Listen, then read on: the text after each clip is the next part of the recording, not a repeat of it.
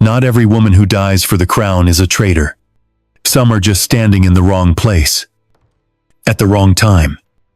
When the wrong person hears the wrong thing, some simply live too long in the shadows of power, until they become too dangerous to ignore.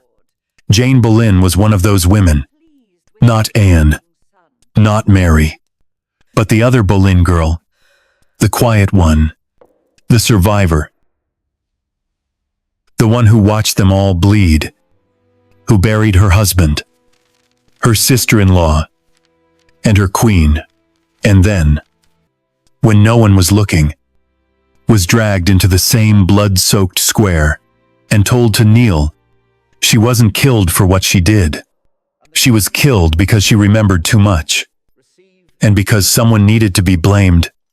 Jane Parker was born around the year 1505 in Norfolk, into a noble family with wealth, connections, and ambition.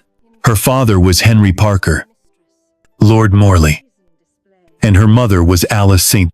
John, a woman of distant royal blood through Margaret Beauchamp, making Jane a half-second cousin, once removed, of King Henry VIII.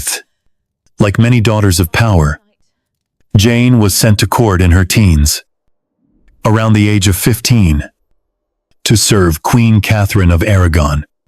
She stepped into the Tudor world, young, obedient, and observant. No one imagined then that she would outlive so many queens, or that one day she would kneel at the block just like them. No one knows what Jane looked like. There is no confirmed portrait, but one Holbein sketch, serious and refined, is thought by some to be hers. We know she was considered attractive enough to be chosen as one of the lead performers in a court masque. In the year 1522, a performance reserved only for the most beautiful ladies. Among her fellow performers were her future sisters-in-law, Anne and Mary Boleyn. Though at that point, Anne was just another clever woman trying to rise. In the year 1524, Jane married George Boleyn, the younger brother of Anne. At that time, Anne was not yet queen, but her star was already rising. The marriage brought Jane into the center of court politics. For their wedding, the king gifted them Brimstone Manor in Norfolk. And, in the year 1529, Jane became Viscountess Rochford. Their home in Essex, the Palace of Beaulieu, was opulent, lavish chapels, imported carpets, running hot water, a tannis court, and mahogany furniture. But in the silence behind those walls, something darker brewed. Their marriage, historians say, was cold, distant, perhaps even cruel. Some believed George was unfaithful, sleeping with widows and seducing virgins. Others whispered he preferred men. There is no proof of either. But over the centuries, writers, some sympathetic, some vengeful, have painted Jane as a bitter wife, jealous of Anne, furious at being second to her husband's sister. Still, no one really knows. The court left no record of Jane's opinions. All that remains is silence. In the year 1534, Jane was briefly banished from court for conspiring with Anne to remove one of the king's mistresses. It was a minor offense, quickly forgiven. But 3 years later, the storm returned with vengeance. In the year 1537, her husband George was arrested. He was accused of incest with his sister, the Queen. The charges were absurd, fueled by paranoia and ambition. But they needed to stick. Anne Boleyn had become too powerful, and so she had to fall. George fell with her. Jane was not charged. She was not put on trial. Her name came up once, when George was asked if Anne had ever spoken to her about the king's sexual inadequacy. There was a mention of a comment, perhaps a joke, perhaps a complaint that the king lacked skill or virility. That was all. But it was enough. George was executed, beheaded, and buried near the Tower. Anne followed him shortly after. The Boleyn family was wiped from power. Jane remained, alone, disgraced, widow of a traitor, sister-in-law to a dead queen. She did not disappear. She returned to court. She survived. She served Queen Jane Seymour, then Anne of Cleves, then Catherine Howard. She became the lady who knew everyone's secrets, the one who heard everything and said nothing, the one who had walked behind coffins, watched coronations, whispered in hallways, and slept under roofs where queens cried themselves to sleep. And yet, she endured until she didn't. When Catherine Howard began meeting secretly with Thomas Culpeper, Jane helped arrange their meetings. No one knows why. Perhaps she was loyal. Perhaps foolish. Perhaps she was used. But when the Queen was arrested, Jane was arrested too. She was taken to the Tower, questioned for months. She lost her mind. Her mental collapse was total fits, delusions, raving. She was declared insane. But King Henry was determined to have her executed. And so, he created a law. In the year 1542, a new act allowed the crown to execute the mentally unfit for treason. That law was passed for one purpose, only to kill Jane. On the 13th day of February, in the year 1542, Queen Catherine was beheaded first. She was young, barely 20. Jane followed. She had spent 5 months in madness. But that morning she was calm, dignified, quiet. Some say she made a speech. Some say she asked forgiveness. Some say she said nothing at all. Some say she whispered the name George. One account claimed she looked upon the blood-soaked block where Catherine's head had just fallen and knelt anyway, placing her neck on the red wood without flinching. Jane Boleyn was around 36 when she died. Not yet old, not yet forgiven, buried near Anne, George, and Catherine, none of whom had ever asked her to die for them.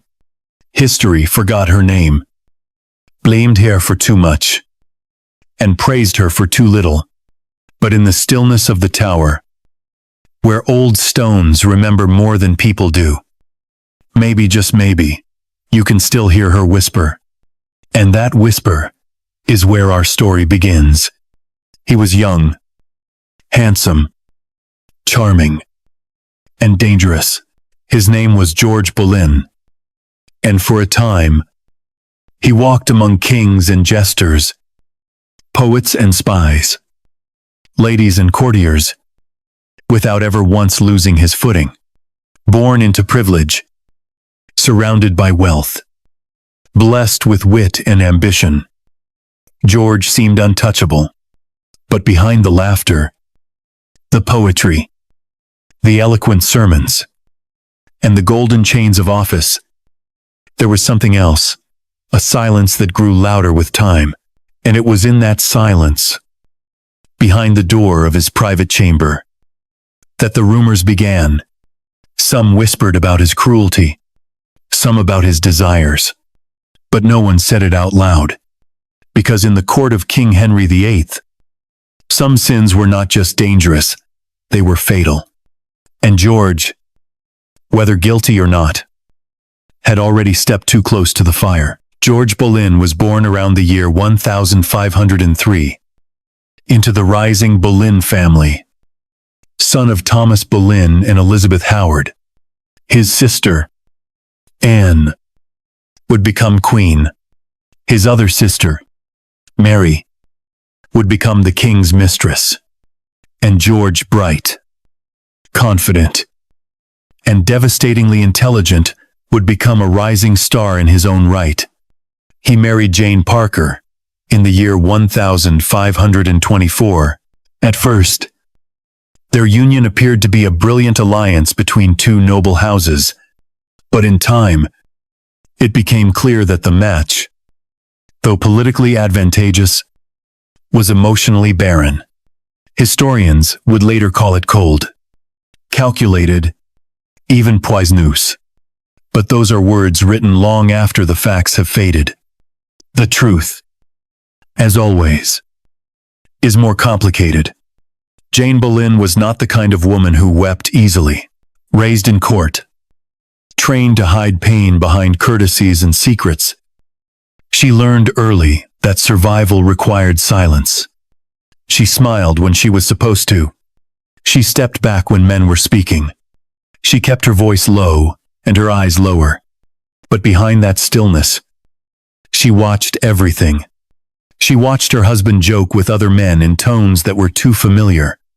She watched him ignore her in favor of political games and poetic flattery. She watched him retreat into his rooms late at night, long after the candles had been put out.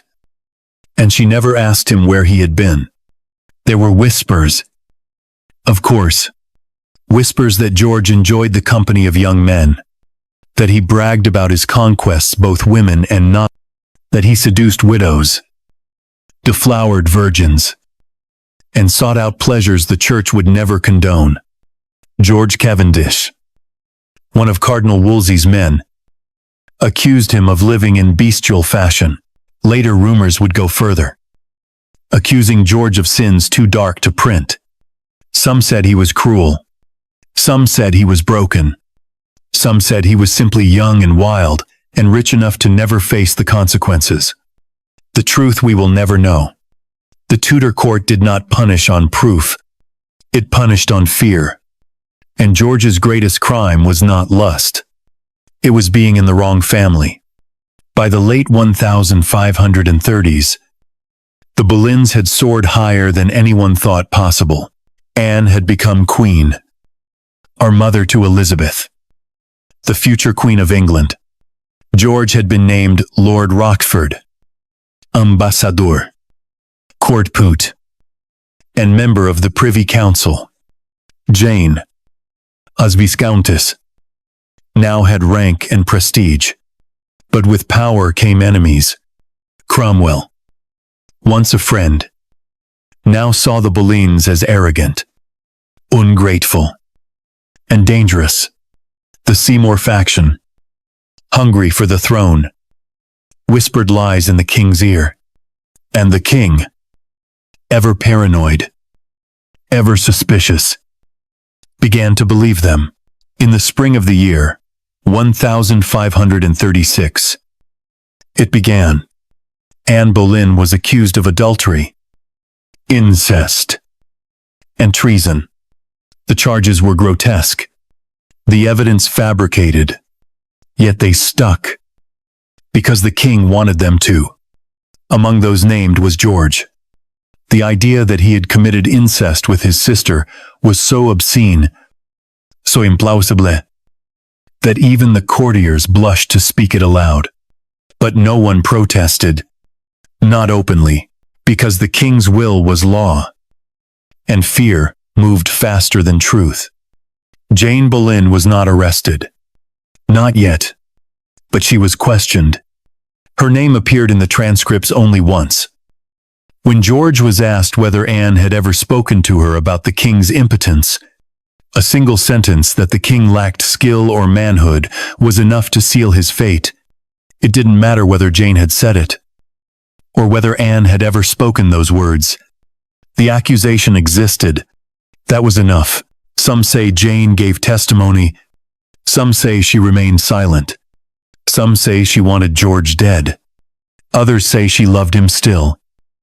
Even as the space between them had grown wide with resentment, it is easy to blame her.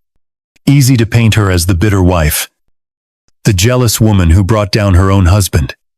George Witt, writing decades later, called her a wicked wife, a traître, a woman who sought her husband's blood But Wyatt was writing to defend the memory of Anne, to protect the legend of the martyred queen. Jane, long dead and already forgotten, was an easy scapegoat. She could not defend herself. She left no letters, no diary, no tear-stained confession, just silence. And that silence has been filled with centuries of speculation. When George was condemned, he stood tall. His final speech was bold, filled with Protestant fire and bitter clarity. He denied nothing. He confessed no guilt. He asked only that God judge him fairly. Since men could not, on the 17th day of May, in the year 1536, he was beheaded at the Tower of London. 4 other men died with him, all accused of sleeping with the Queen. Some confessed, but the confessions had been wrung out by torture. George never bent. Jane was now a widow. She had no children, no inheritance, no safety. The Boleyn lands were stripped, the titles revoked. Everything passed to male heirs. She was given a pension of £100 a year, barely enough to maintain appearances. But she held her title. She returned to court. She bowed again, smiled again, served again, as if nothing had happened, as if the blood on the scaffold had not soaked into her bones. Why did she return? Perhaps she had no choice. A noblewoman without position was nothing. She had no home of her own, no husband to protect her. The only place where she could survive was within the walls of court, among the very people who had watched her family die. So she served Queen Jane Seymour, then Anne of Cleves, then Catherine Howard. She carried funeral trains, served at coronations, and arranged meetings behind closed doors. Always present, always quiet. The ghost in the corner of the room. But no ghost can haunt forever. The past will rise. And Jane's past was covered in blood. In time, when Catherine Howard was accused of adultery, Jane was swept up in the fall. But that story belongs to another night. For now, we return to the locked room. The room where George Boleyn kept his secrets. The room where no one dared knock too loudly. The room where the laughter stopped when the door closed. Whatever happened in that room, whether it was love, or violence, or simply loneliness, was buried with George. Jane never spoke of it. She carried his name to her grave. And in the tower, when they asked her what she remembered, she said nothing. Because sometimes, silence is the only thing left to the ones who survive. When a man dies on the scaffold, the sound his head makes when it hits the straw is quiet. Not soft. Not merciful, just quiet. It happens quickly. A thud. A gasp. Then silence. And after that silence, someone walks forward to wrap the body in cloth, to gather the limbs, to carry the remains away, while the crowd disperses and the blood begins to cool. But what no one sees, what no one records, is what happens later. In the rooms left behind, the bed still rumpled from the night before, the letters unopened on the table, the scent of cologne and parchment and sweat still lingering in the corners, the woman who stays behind when the crowd leaves, the widow who doesn't cry. Jane Boleyn did not weep when George was beheaded. No one saw her faint, or scream, or tear her hair like a woman undone. She did not fall to her knees. She did not beg for mercy. She did not wear black for weeks on end, or cover her mirrors in mourning cloth. She did not press his last letter to her chest because he hadn't written one. George had died like a Boleyn, proud, theatrical, unbending to the end, and Jane had stayed behind like a Parker, controlled, composed, watching from the window of the house where no one knocked anymore. People said she didn't love him, that she wanted him dead, that she had helped the crown destroy him. But no one truly knew what passed between them in the 11 years they spent as husband and wife. 11 years. The length of a war. The reign of a queen. The rise and fall of a dynasty. Enough time to ruin each other, 100 times over. Enough time to bury every word in a look, and every wound in a silence. Did she resent his sister? Anne probably. Did she envy Anne's crown, perhaps? Did she hate the way George would choose his sister's laughter over her presence at supper? Likely. But did that mean she raised her voice against him in court, that she whispered lies to save herself, that she handed over the rope that hanged him? No one ever proved it. Not then. Not now. What we know is this: after his execution, Jane lost everything. Not just her husband, but her place, her power, her future. The Boleyn estates passed to other men because women did not inherit. The gold, the tapestries, the titles, the lands all gone. In place of them, a yearly pension, £100, barely enough to keep a noblewoman clothed, fed, and noticed. And so, once again, Jane did what she had always done. She stayed silent. She stayed still. And she stayed useful. She wrote to Thomas Cromwell, the king's shadow, the one who had built the scaffold for her husband and sister-in-law. She asked not for justice, not for reparation, but for return. Return to court. Return to service. Return to relevance. And Cromwell, ever practical, allowed it. Because Jane Boleyn, for all her scandal, for all her blood-soaked legacy, was still a lady of rank, still educated, still obedient, and most importantly, still alive. She became Lady in Waiting to Queen Jane Seymour, the woman who had replaced her sister-in-law in both marriage and memory. Jane Boleyn, standing once more behind a queen, smoothing gowns, arranging pearls, bowing low when summoned, eyes lowered in the presence of the woman whose son would inherit a kingdom built on the ruins of Anne Boleyn's body. At Jane Seymour's funeral, Jane Boleyn walked solemnly behind the casket, bearing the train, holding back her own shadow as she walked through corridors where people once crossed the street to avoid her. There is something unspeakably lonely about surviving too many people. When your husband dies and your enemies die, and even the women you once served as rivals die, there comes a moment when you realize you're the only one left holding the story. The only one who remembers the sound of George's laugh at court, the flick of Anne's fingers when she was annoyed, the heavy silence in the Queen's chamber the night before the trial, and Jane, whose face was unreadable and whose heart no one had ever fully claimed, carried those memories in silence. People began to rewrite her story, even as she lived it. The narrative turned cruel. She was blamed for George's downfall, for Anne's humiliation, for her own disgrace. She was called bitter, cold, a woman who testified against her own blood. But in those long nights at court, when the tapestries muffled, the cries and the candles burned low, it was Jane who still knelt beside queens who had never seen battle, who whispered the correct Latin prayers, who bandaged trembling hands, who held secrets like they were silk handkerchiefs, passed from one woman to the next. And yet, the empty room remained. Beaulieu Palace, once hers and George's, now echoed without laughter. The lavish furnishings gone, the carpets rolled up and sold, the silver tarnished or seized.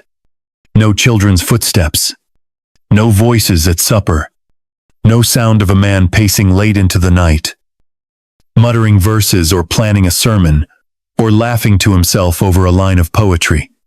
Just dust, and the scent of old wood, and the memory of the door that always stayed closed. Some say Jane never forgave George. Others say she never forgave herself. But neither version is kind. And neither has proof. What is known is that she remained unmarried. That she returned to court not once, but 3 times. That she served Anne of Cleves with the same diligence as she had Jane Seymour. That when King Henry wished to rid himself of Anne of Cleves, it was Jane Boleyn who offered the king the final thread he needed to unravel the marriage. Her testimony that Anne had confided their marriage was never consummated cleared the way for Henry to pursue Catherine Howard. Another young girl. Another queen. Another name Jane would one day follow to the scaffold. But that would come later. For now, she was still the widow who didn't cry. The woman who had survived her husband's execution and kept breathing. The one who knew when to lower her eyes, when to bow, when to nod without speaking. She kept her title, Viscountess Rochford. She kept her place, Lady of the Bedchamber. She kept her name, Jane, and in those long twilight hours between queens and betrayals, she sat by herself, in the empty room her husband used to walk through. And she did not weep, because in the Tudor court, tears were not currency, they were liability. And Jane Boleyn had already paid enough. It began, as it always did in Tudor palaces, with a smile, a queen's smile, practiced and soft, carefully balanced between innocence and obedience. Between beauty and strategy, Catherine Howard was not the first to wear that smile.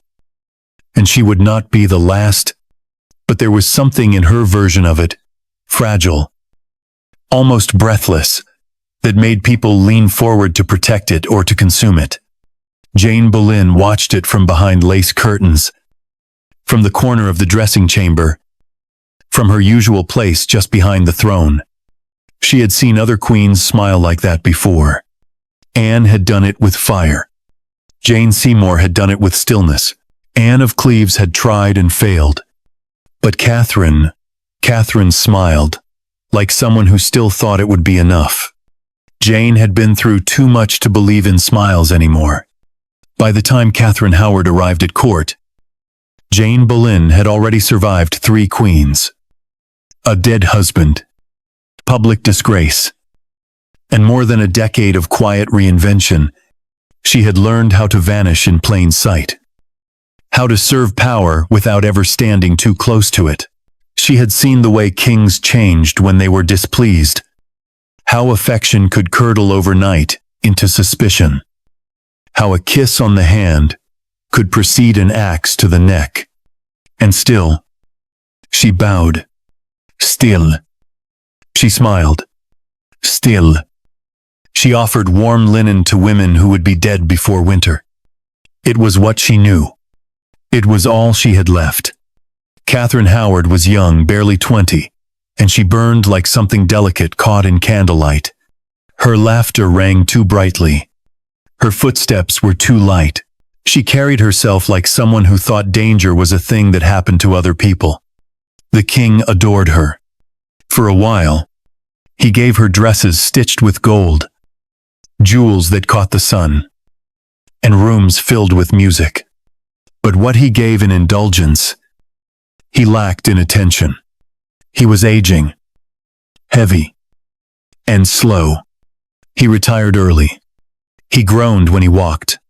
He trusted too many spies. And in the dark spaces between royal routines, Catherine sought companionship elsewhere. Jane saw it happen slowly. A look passed across the chamber. A letter folded with trembling hands. A door opened when no one was supposed to be there. At first, she pretended not to notice. It wasn't her place. It wasn't her business. But then Catherine came to her not as queen to servant, but as girl to woman, and asked her for help. It is impossible to know what Jane felt in that moment. Some say she encouraged it. that she helped the Queen arrange secret meetings with Thomas Culpeper, one of the king's favored gentlemen, that she stood guard in corridors, that she delivered letters, that she whispered advice. Others believe she was coerced, that she tried to warn Catherine, that she was too afraid to say no. The truth, like so many truths in Jane's life, disappeared between silence and survival. What is known is that the meetings happened, that they were arranged, that Jane was there. Thomas Culpeper was handsome, clever, and vain. He knew the risks. So did Catherine. But desire has always been a poor listener. And in a world where women were married off like livestock, where pleasure was rationed, and futures were decided by bloodlines, a midnight kiss could feel like revolution. For Catherine, it was love, or the nearest thing to it she had ever been allowed. For Jane, it was déjà vu. She had seen this story before. In Anne, in George, in herself. When the rumors began, when the servants started whispering, when the letters went missing, when the king began to frown and question and summon his counselors, Jane Boleyn knew what was coming. She had heard the rhythm before. The slow closing of doors, the sudden silences in corridors, the way the guards began to linger just a little too long near a particular chamber, and then came the questions. First in private, then in the Tower. Catherine Howard was arrested in the autumn of the year 1541. Jane was taken shortly after. By then, she had begun to unravel. The Tower was colder than before. The rooms were darker. The air pressed against her chest like wet wool.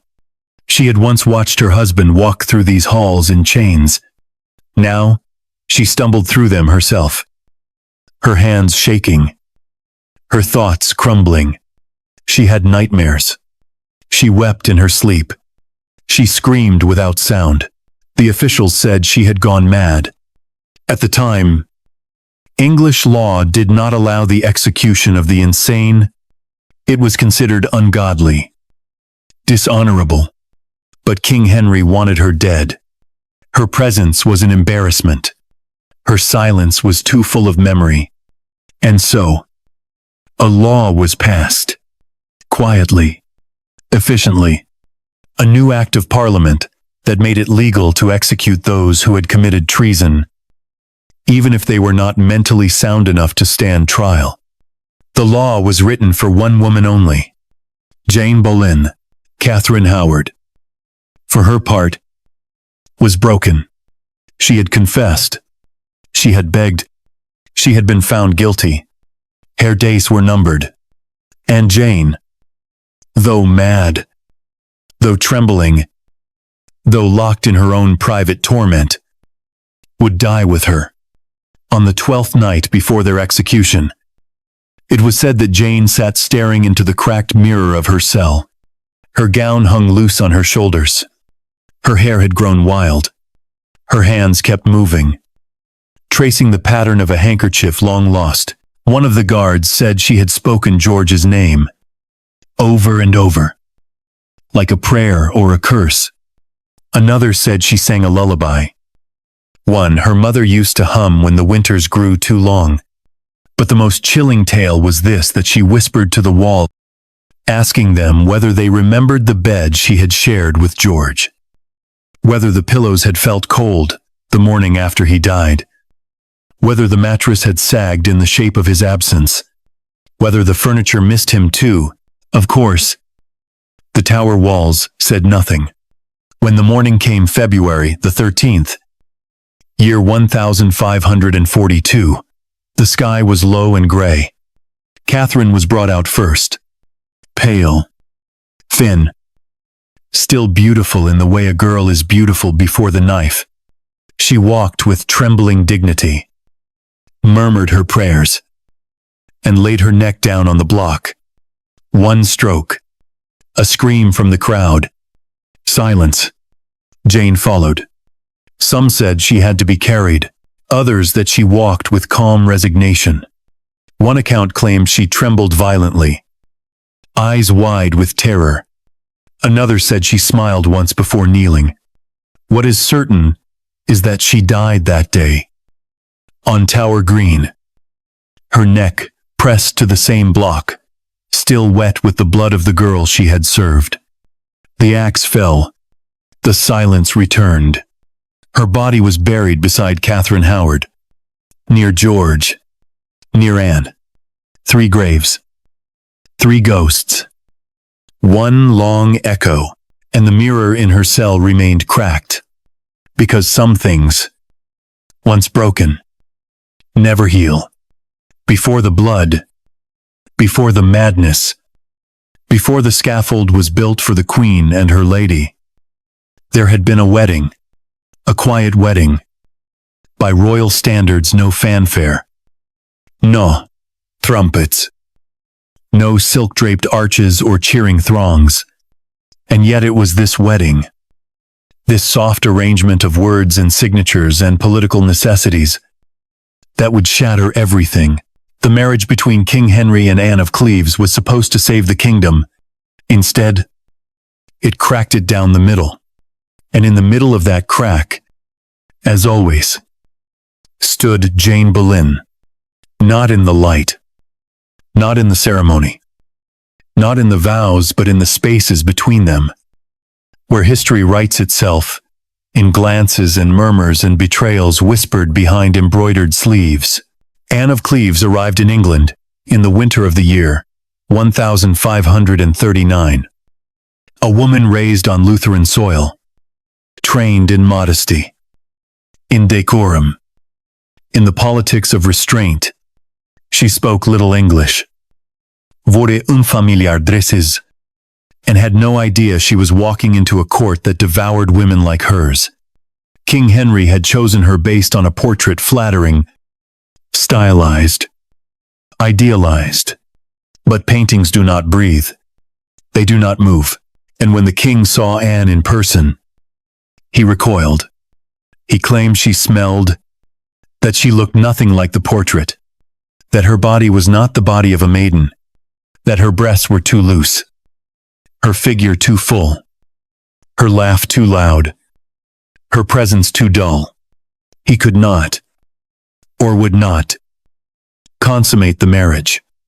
But Anne had done nothing wrong. She had not deceived him. She had not altered her appearance. She had not seduced or resisted. She simply was, and it was not enough. In that space of royal disappointment, Jane Boleyn found herself once more at the heart of the storm. She had been appointed a lady-in-waiting to the new queen, just as she had served Jane Seymour before her. It was her role to help Anne of Cleves adjust to court life, to dress her, to guide her through the rituals, to teach her the rhythms of Tudor survival. And yet it was not affection or loyalty that would define Jane's service to this queen. It was a single sentence, a confession, or perhaps a misstep, sometime during those strange early months. When King Henry slept elsewhere, and Anne waited in confusion, the queen spoke to Jane, perhaps in confidence, perhaps in frustration. She said that the king had not touched her, that he had kissed her forehead and said good night, but nothing more, that he had done nothing a husband should do, that she did not understand what was supposed to happen, that she was confused, that she was innocent. Jane listened, and later, when the king began to look for a way out, Jane repeated it. Whether she did so out of duty or fear or calculation, we cannot know. But the words were spoken. Jane told officials that Anne had admitted the marriage had not been consummated. And with that, the door opened. The king annulled the marriage. Anne, perhaps relieved, stepped away quietly. She was given a generous settlement, a title, estates, and remained in England as the king's beloved sister. She survived. She smiled. She never remarried. She died decades later in her bed, But Jane had once again lit the match and stepped back into the shadows. Only this time, her actions had paved the way for Catherine Howard, the girl, the cousin of Anne Boleyn, the wild-eyed rose who laughed too loudly in the corridors and spun in silk until the world blurred. Catherine was everything. Anne of Cleves was not. Young, English, sensual, effervescent, and dangerous. The king, aged and wounded, was bewitched. He moved quickly. The marriage was arranged within weeks. And with it, Jane Boleyn was reassigned. Once again, she was handed over to a new queen. Once again, she pinned sleeves and held combs and kept the queen's secrets. But this time, the secrets were heavier, riskier, more familiar. Catherine Howard had not come to the palace unmarked. Her past was spotted with old flames, reckless moments, and the careless foolishness of girls who were never taught what danger truly meant. But worse than her past was her present Thomas Culpeper, a man within the court, a man the queen desired. And Jane, whether dragged into it or drawn to it, helped make the meetings happen. The late-night encounters, the secret letters, the quiet footsteps down side halls. Why was it loyalty, desperation, a kind of fatal resignation, a belief that nothing could ever be safe? So why pretend anymore? Or was it guilt, a need to redeem her role in the ruin of Anne and George by protecting another girl from a loveless marriage? We will never know. Jane never left a journal, never confessed, never explained. But the spiral began again. And this time, there would be no quiet settlement, no title and estate, no beloved sister escape clause. When the truth came out, the king was not lenient. He was livid. He felt mocked, betrayed, old. He roared. He signed warrants. He called for blood. Catherine was doomed. But so was Jane. Because the marriage that had broken the kingdom, the one between Henry and Anne of Cleves, had broken Jane too. In serving that queen, she had spoken the sentence that unmade the union. In serving the next, she had enabled adultery. She had moved too close to the fire one time, too many. And this time, there would be no exit. When Jane was arrested, they said she was mad, that her mind had snapped under the weight of it all, that she screamed in the tower, that she wept for ghosts, that she could not be reasoned with, that she clung to shadows and spoke to cracks in the wall. And perhaps it was true, or perhaps, after years of watching queens rise and fall, after seeing her husband's head fall into the straw, after watching Anne and Catherine meet the same blade, something inside her finally broke, in a way no one could mend. The tower had become her final home. And in that place, surrounded by cold stone and colder memory, Jane Boleyn waited to die. Not because of a murder, not because of a plot, not even because of her own sins, but because she had spoken one sentence, at one moment, to one queen. And in Henry's England, that was all it took. She was already dead. In all the ways that mattered. The body still breathed. The hands still trembled. The eyes still opened in the dark. But the woman they had named, Jane Boleyn, Viscountess Rochford, Lady of the Bedchamber, wife of a traitor, a widow of a scandal, was gone. What remained was a shadow in human shape. Pacing the walls of her tower chamber, a woman stripped of everything but memory. She had nothing left to confess, because there were no words she hadn't already spoken in other chambers, other prisons, to other ears that listened only for guilt and never for truth. Her mind unraveled. Or so they said. She muttered. She clawed at the walls. She saw things no one else could see. But then again, maybe she saw everything too clearly. And that was the real madness. Outside, beyond the tower, the kingdom still spun forward oblivious, or perhaps indifferent, to the slow, crumbling end of a woman who had once whispered in the ear of queens. But inside the tower, inside her cell, Jane Boleyn was trying to escape, not the place, but the past. And in her mind, escape came in fragments, broken and beautiful. Memories and dreams bleeding together into something almost holy.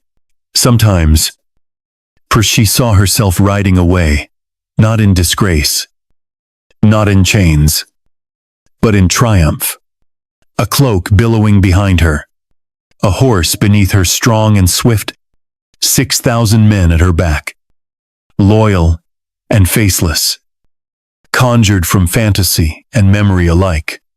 She imagined them breaking the palace gates, lifting her from the scaffold, silencing the accusations with the flat steel of their swords. She imagined George standing beside her, whole and laughing, Anne riding just behind, her crown gleaming with the morning sun, her hair undone. In that dream, they were all alive, all forgiven, all free. Of course, it never happened. No one rode for Jane. No one came. No army marched. No window opened. No rope was thrown down from a friendly tower. No message smuggled in a crust of bread. No candle left burning in silent signal. Because Jane Boleyn, though once at the center of power, now belonged to no one. She was too dangerous to be mourned, too scandalous to be defended, and too useful to be forgotten. Her death was a formality, a final punctuation mark on a sentence too long, too tangled, and too full of dangerous truths. The king old, Zvolin, breathless with rage, had made his decision. She would die. Her madness did not matter. The law had been rewritten, tailored like a shroud just for her. Its words fitted to her neck like the edge of an axe.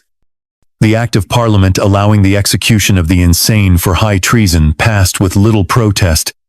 Few remembered it was crafted with one woman in mind, Fewr Cared.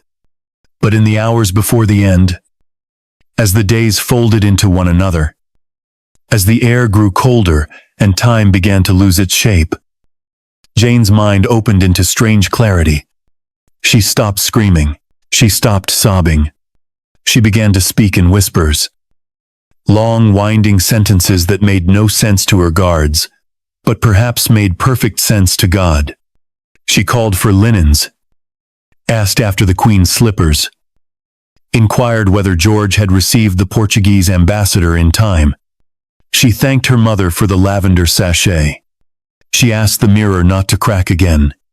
She told no one not to leave the candle burning all night. She spoke, but not of fear. Her death was already behind her. What she could not escape was the hour that had changed everything. That hour, she knew, had come years before. It had not come in a courtroom, or on a scaffold, or in a confession chamber. It had come in a room lit by afternoon sun, when Anne Boleyn, crowned and lonely, turned to her and spoke without calculation. Anne had said something about the king, about his failure to perform, about his lack of virility, about the coldness of their wedding bed. It had been said in exasperation, odiest, or bitter disappointment, a sentence tossed into the air like a handkerchief. And Jane, too exhausted or too proud to stay silent, had listened. She could have forgotten it, buried it, pretended she'd never heard. But she didn't. She remembered. And years later, when questioned calmly, methodically, under threat. She had repeated it. That one moment, that 1 hour, that one breath of confidence, it had brought down Anne. It had helped condemn George, and in a way, it had signed her own death warrant long before she ever saw the inside of the tower. There are hours that stretch across decades. That was one of them. She thought of it now. As the guards passed by her door, as her food went untouched, as the sun sank again behind the same gray stones, she thought of the hour that changed everything, and the silence that followed it. Silence had once saved her. Now, it suffocated her. The queen she had once served was already gone. Catherine Howard had walked to the block without crying, without fainting, without begging. She had said a prayer. She had died in silence. The kind of silence that echoes forever. Jane would follow. The night before the execution, one of the attendants found her asleep, curled on the cold floor. A torn bit of blanket wrapped around her shoulders. Lips parted in murmured dreams. They said she looked like a girl again. The girl who had once entered court at 15. Who had bowed to Queen Catherine of Aragon and believed in rules and rank and the security of noble birth. But that girl had not survived long. She had died somewhere between the coronation of Anne and the beheading of George. The woman who remained was made of ash and memory, stitched together with secrets that had no one left to keep them. No one knew what Jane said on the morning she was led to the scaffold. Some claimed she made a long speech, apologizing for sins, too vague to list.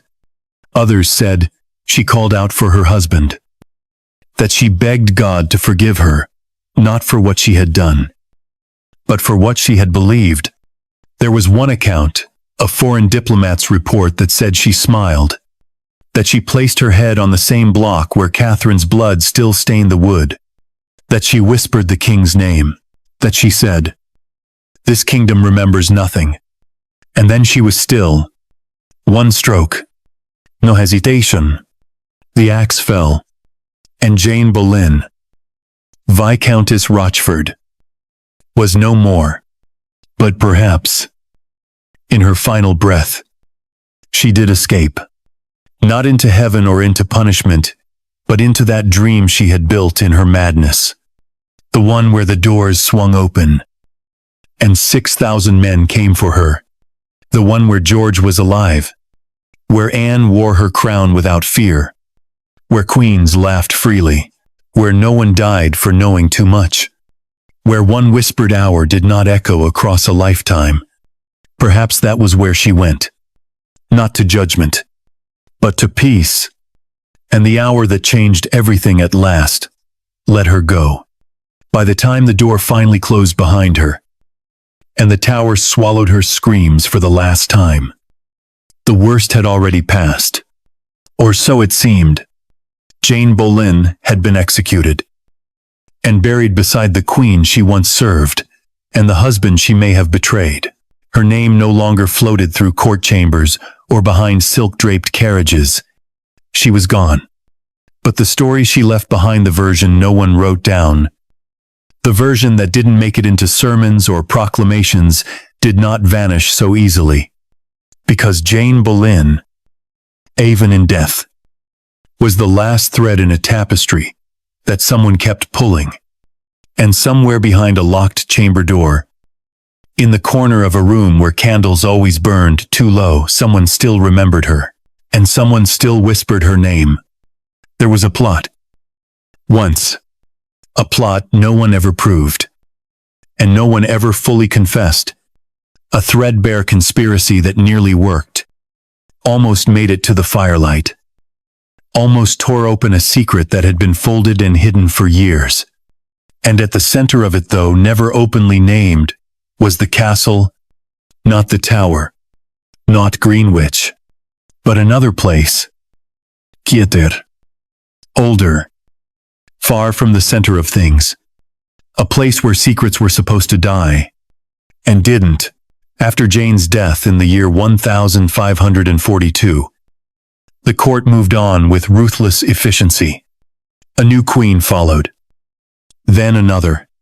Thomas Cromwell. The man who had signed Jane's letters and fed her back to court, fell not long after. The executioner's blade was kept sharp. The chapels repainted. The king grew heavier, lonelier, more paranoid. But in the quiet spaces left behind within the walls of small estates, in the minds of women who had served and survived, Jane's death lingered like ash in the folds of velvet. Some of those women remembered more than they ever admitted. Some of them had seen too much. One of them lived in a castle near the coast. A forgotten widow, with no title left to wear, and no visitors left to impress. She had once brushed Jane's hair. She had once handed her letters. She had once, perhaps, carried messages not meant for her hands. And when she was old, and the king long dead, and Elizabeth, Jane's niece by marriage, sat on the throne, this woman began to write, slowly, carefully, in ink that faded before it dried. She wrote names, dates, sentences that stopped midway. She wrote that Jane had known something, that Jane had been trying to warn someone, that Jane's madness had not been madness at all but strategy, and that there had been one final effort to save her. The papers never reached London. They were intercepted, stolen, destroyed, or buried. No one knows. But one servant swore, years later, in a confession filled with trembling hands and unfinished phrases, that someone had paid to have the letters silenced, that there had been spies even then, still circling the memory of Jane, like wolves around an empty grave. Not because Jane had lived, but because she had seen the plot, if one can call it, that had nothing to do with politics or crowns. It was smaller than that, more personal. It was about the block at Tower Green, about the names spoken there, about the orders given in haste and hatred, about the way the axe came down not once, but twice, and how neither time did the woman beneath it deserve what came. Someone had hoped to expose it, to tell the Queen, perhaps, to ask for justice long after it could matter. It almost worked. But England is built on forgetting. It survives by polishing the past until it shines. Until no one remembers the blood beneath the gold. The truth, if there ever was one, was drowned. And so the story became softer. It faded. It was reshaped by those who needed it, gentler. Jane was turned into a warning. A cautionary tale. A bitter wife. A tréteau. A ghost, even Elizabeth, when she walked through the halls where Jane had once served, and never spoke her name aloud. But she wore the ring, the locket ring, the one that, when opened, showed two portraits hers, and another's. One was her own face, youthful and fierce. The other dark-haired, thin-lipped, watchful, was Anne Boleyn. But some swore it was Jane, that perhaps the Queen, in the privacy of her own hand, remembered the woman who had walked behind coffins, held train hymns, arranged clandestine meetings not for power or gain, but for duty, that perhaps the Queen knew her aunt had not died alone, and that Jane, for all her faults, had stood beside her, even at the end, that perhaps, in her own way, Elizabeth had tried to keep Jane's memory alive, not in speeches, not in statues, but in that tiny, hidden portrait worn against her skin. What we do know is this: no monument was ever raised for Jane Boleyn, no requiem sung, no mass held. Her body lies in an unmarked grave, beneath stone walked over by tourists who do not know her name. Her final resting place is shared with others, the forgotten, the disgraced outlived, the inconvenient. But her shadow is not gone. It lingers in stories, in legends, in the dusty corners of Tudor castles where servants swore they saw a woman in dark green walk the halls at dusk. In the scribbled notes of a courtier who once claimed to see her ghost pause by a window and vanish into mist. In the half-finished letters of a spy who died before his confession reached a bishop. And in the memory of a queen who never said the name out loud, but wore it near her heart. Because in the end, the plot almost worked. Someone tried to tell the truth, but England, ever watchful, ever hungry, buried it. As it buried Jane. It was always going to end like this, not because she deserved it. Not because the charges were true, but because Jane Boleyn had survived too many queens, if seen too much blood, and remembered too many things that the crown would rather forget. They had tried to erase her with shame, tried to silence her with madness. It tried to bury her under layers of other people's sins. But Jane, stubborn, proud, terrifying in her quietness, had refused to vanish. She walked through the wreckage of a decade of royal executions, like a woman already dead, but not afraid. And when her own time came, she did not scream. She did not collapse. She did not beg. Jane Boleyn faced the axe, the way she had faced everything else in the court of Henry VIII, with her back straight. Her face unreadable, and her secrets still locked behind her teeth. By the time the scaffold was built, Jane had already been broken and rebuilt a dozen times. She had entered court, a girl of 15, light-eyed and quick-tongued, taught to curtsy before she could read. She had married George Boleyn before she understood how cruel silence could be between husband and wife. She had smiled at Queen Catherine of Aragon, envied Queen Anne Boleyn, mourned Queen Jane Seymour, betrayed Queen Anne of Cleves with words too easily twisted, and served Queen Catherine Howard until the Queen's destruction dragged her down too. She had watched kings grow monstrous, watched courtiers vanish overnight, watched men twist their faith to match their fear. She had known the soft rustle of silks in a queen's chamber and the cold scrape of chains in the tower. And still, when the sentence came, she stood. The last months of her life had unfolded like a slow undoing of everything she had once believed was fixed. She was arrested not as a traitor, but as an accessory. She had not wielded the dagger. She had not kissed the lover. She had only been there, seen it, carried the message, opened the door. And that was enough. The charges of high treason were made real by repetition, the way lies always are in Tudor England. But even when they dragged her from her chambers and locked her in the tower, Jane refused hysteria.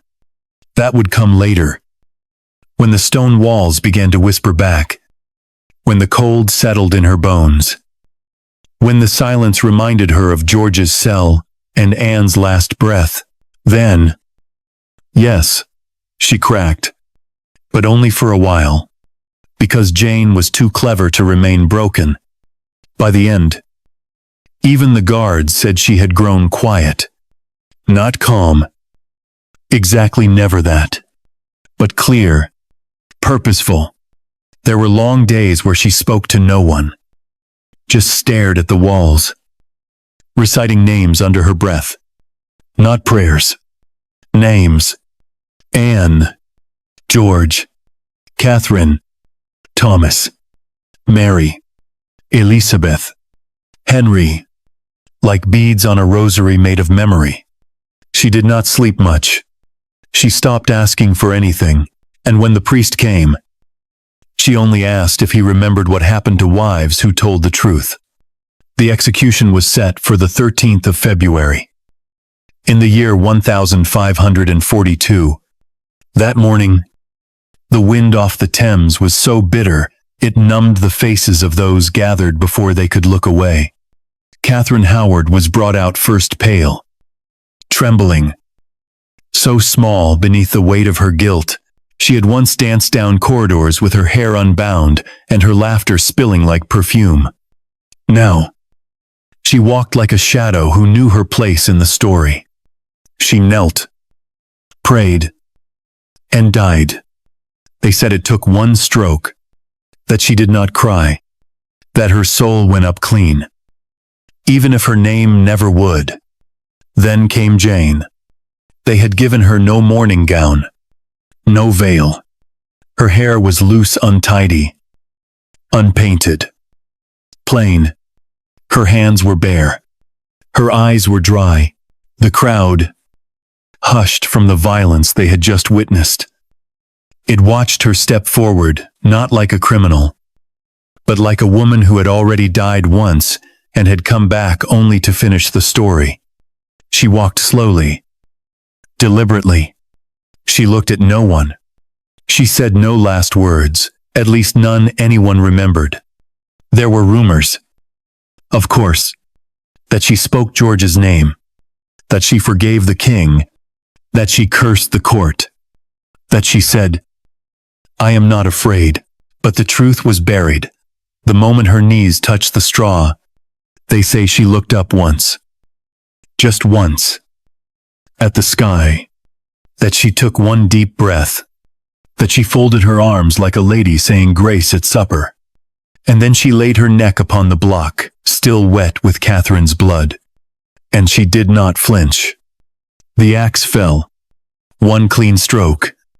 The crowd, stilled by the second death, did not cheer. No great men stepped forward to weep. No songs were written. No prayers printed. Jane Boleyn died, as she had lived, too complicated to be mourned, too dangerous to be remembered kindly, too silent to defend herself. They buried her at the Tower, near George, near Anne, near Catherine. No stone, no marker, just another name whispered in corridors by those who knew what it meant to stand too close to the fire. The court did not speak of her again. Her belongings were seized. Her letters vanished. Her name was removed from official records, where it could be. In time, when Queen Elizabeth took the throne, there were those who wondered if she would restore the name of her aunt's sister-in-law, but she never did. And perhaps that, too, was mercy. Because Jane Boleyn had never asked to be remembered. She had only ever asked to survive. And even that, in the end, had been too much. But still, something of her remains. Not in portraits, there are none. Not in letters, too few survived. But in the quiet terror that lingered behind every queen's smile after her. In the way they watched the door before speaking. In the way they kept their secrets under lock and key. And never trusting their ladies too deeply. Never confiding in their own shadows. Because they remembered Jane. Not as a woman. Not even as a traitor. But as a warning. And perhaps that was the execution she refused to fear. Not the blade. Not the pain. Not the grave. But the possibility that no one would remember what really happened. There are names the crown lifts high. Carves into marble. Inscribes into stained glass. Names that echo through time like prayers. Elizabeth I. Henry VIII. Anne Boleyn. Edward VI. Mary Queen of Scots. And then there are the others. The names left behind. Names spoken only in whispers or footnotes or stories told beside hearth fires when the wind rattles the shutters and the past grows too loud to ignore. Jane Boleyn was one of those names. Not forgotten. But never truly remembered either. She was not a queen. Not a mistress. Not a martyr in the way history likes its women to bleed loud. Glorious. Noble. She was something else. Something keyeder. She was a memory that refused to disappear. a woman the crown couldn't name, and a ghost the king never let go. Even in death, she lingered not because of who she had been, but because of what she had seen. She had walked through fire and lived to tell no one. She had carried secrets like stones in her skirts, heavy and never hers. And when her voice was finally silenced, the silence did not stop speaking. It hummed in the corridors she once walked. It settled in the dust of the tower floor. It whispered in the dreams of those who came after. No one ever spoke of what Henry thought. The night after Jane's execution, whether he sat alone in his chambers, bloated and broken, tracing the edge of his goblet and remembering the girl who had once served his wife, or the woman who had once helped him undo another, whether he thought of the blood, the bodies, the way Jane had stood so still, while the wind lifted the hair from her shoulders just before the blade fell. Perhaps he felt nothing. Perhaps he forgot her as easily as he had discarded Anne, as easily as he had destroyed Cromwell, as easily as he dismissed anything that failed to please him. But there were rumors. There are always rumors. One said that in his final months, fevered and half lost to pain, the king muttered names in his sleep. Anne, George, Jane. Another claimed he asked once, in a low voice, whether Viscountess Rochford had left any final words, and when told she had not, he nodded as if that, somehow, was worse than if she had cursed him.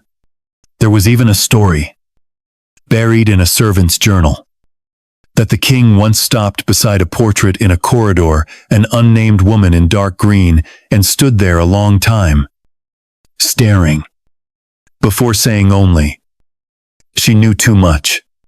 But no law was passed to restore her name. No pardon sined, no monument built.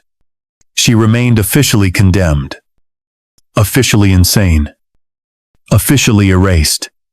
And yet, Elizabeth, Queen of England, child of Anne Boleyn and niece, by marriage to Jane, I wore the past like a second skin. She rarely spoke of her mother, never of her uncle, and never once, not in court, not in council, mentioned the woman who had once served at her side. But she remembered. She had to. Jane had carried her mother's train, had kissed her infant forehead, had watched Anne die, and lived long enough to see her child ascend the throne. That kind of memory does not dissolve. It stains. Elizabeth never married, never bore children, never allowed another to share her throne. She ruled alone, with fire and glitter and steel. And some say she did so because she knew too well what happened to women who leaned on men. Her mother, her cousin, her grandmother, and Jane. Always Jane. Because Jane had once leaned on George, on the king's promises, on her service. And in the end, all of it broke. But still, in the final hours of night, in the cold, quiet spaces between dreams, we must ask, what did Jane want? Not power. She never reached for it. Not love. That had been denied her too many times. Perhaps she only wanted to matter, to be seen not as a pawn, or a witness, or a cautionary tale, but as herself. A woman who survived the unthinkable, who kept standing, who knew the price of silence, and still chose to hold her tongue. She was not innocent, but she was not evil. She was not noble, but she was not base. She was simply caught between thrones, between queens, between the lies men told to keep their crowns polished and the truths women carried until they drowned in them. And what of her soul? Did she die at peace? Was there, in that final moment before the blade came down, any flicker of calm, of clarity, of grace? We will never know. But perhaps we don't need to. Perhaps it is enough to know that she existed, that she lived, and served, and fell, that she once danced at a masquerade when she was young, that she once believed she could be loved, that she once heard a queen cry behind a velvet curtain and said nothing, because she understood that pain was part of the costume, that she once wrote letters begging to be useful again, that she once chose not to betray someone, and once, perhaps, chose to, that she died with her eyes open and did not look away. Tonight, as your eyes grow heavy, and the wind curls around your window like a hand too tired to knock, remember her, not the way the court wrote her, not the way the poets forgot her, but the way she might have been.